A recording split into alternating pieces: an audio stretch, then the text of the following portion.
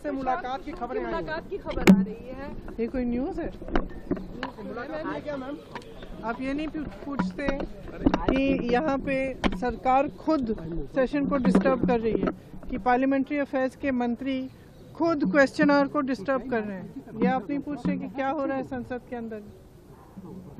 हम क्या कहेंगे जिस तरीके से हाउस को खुद डिस्टर्ब किया जा रहा है सत्ता पक्ष के द्वारा, माफी की मांग कर रहे हैं, कह रहे हैं कि माफी मांगनी चाहिए जिस तरीके से पीएम को सो कॉल्ड। तो हम लोग आपस में बात कर रहे थे कि किसने कहा ये सब, हमें तो मालूम ही नहीं है। हमें मंच पे तो बिल्कुल ऐसा नहीं हुआ।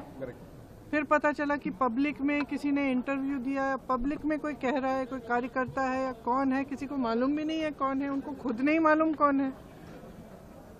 तो सदन में उठा क्यों रहे हैं, और वो भी क्वेश्चन आवर के टाइम? मुझे लगता है चलाना ही नहीं चाह रहे हैं। अब किस लिए हमने पोल्यूशन पे डिबेट मांगा है, वो भी नहीं कर रहे हैं। तो मतलब अगर सदन चलाना ही नहीं है तो फिर ऐसे, इससे अच्छा तो बंद कर दीजिए। कम से कम जितना पोल्यूशन, हमारी सारी गाड़ियां जो हैं, सब लोग 10-10 गाड़ियां लाते हैं सिक्योरिटी की, जितना पोल्यूशन फैला रही है वो तो बंद हो जाएगा। प्रधानमंत्री के दौरे के ऊपर बीजेपी के लोग नहीं बोलेंगे कि सदन चल रहा है, प्रधानमंत्री चले गए। नेता प्रतिपक्ष के ऊपर तो बहुत बोलते हैं, तो अब वो भी तो बताए ना क्यों चले गए। ये ऐसी बातें करेंगे बिल्कुल एकदम। जो विप जारी किया है तो कुछ ना कुछ ला रहे होंगे। क्या आप लोग किए?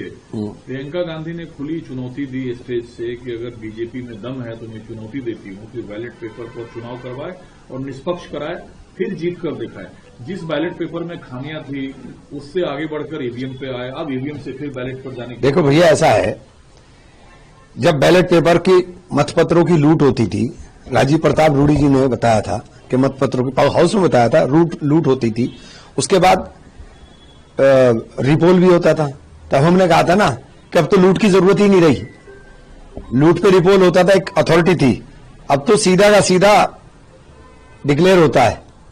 तो ये जो मशीन का सिस्टम है, जिन्होंने ये मशीन बनाई, इनोवेशन तो लगातार होते रहते ना, जिन्होंने मशीन बनाई उन्होंने छोड़ दिया, लेकिन हम पकड़ के बैठे। पार्लियामेंट में हम